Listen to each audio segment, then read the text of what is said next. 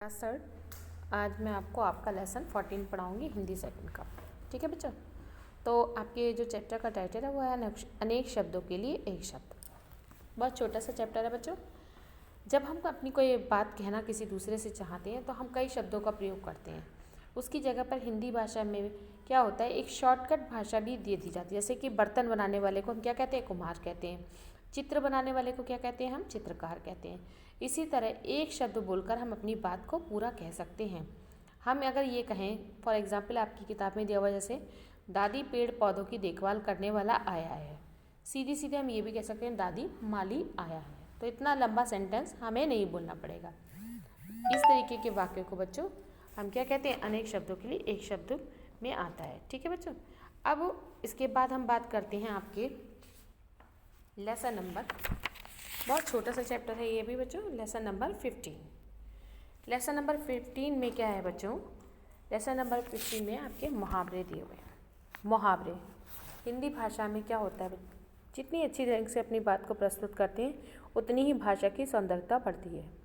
इसी तरह मुहावरे भी होते हैं, विशेष अर्थ प्रकट करते हैं और जो बोलने वाला है उसे उसकी भाषा को भी सौंदर्य रूप प्रदान करते हैं। तो मुहावरे का अर्थ क्या होता है, सबसे पहले ये जान लो। विशेष अर्थ प्रकट करने वाले कथन को हम मुहावरे कहते हैं। ये वाक्य के अंश होते हैं, इनके प्रयोग से भाषा सुंदर, रोचक और प्रभावशाली बनती है। जैसे एग्जाम्पल के तौर पे अकल का दुश्मन। अकल का दुश्मन का अर्थ क्या होता है बच्चों, मूर्ख।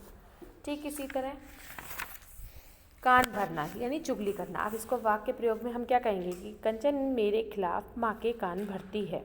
इस तरीके से हमने इसको वाक्य में प्रयोग किया। तो ऐसे शब्द जो कि भाषा को सुंदर रूप देते हैं, प्रभावशाली बनाते हैं, रोचक बनाते हैं, ऐसे शब्दों का जब हम यूज़ करते हैं तो हिंदी में उनको इस तरह के मुहावरे कहा जाता है। ठीक है बच्चों। अब हम आते हैं आपके लेसन 16 पर, शुद्ध भाव ग्रहण। इसके बारे में थोड़ा सा जान लीजिए बच्चों। क्या होता है, आप घर में नानी व दादी से किस्से, कहानियाँ, पहेलियाँ, चुटकुले आदि सुनते होंगे और उन्हें सुनते समय कुछ सवाल भी होते होंगे आपके मन में।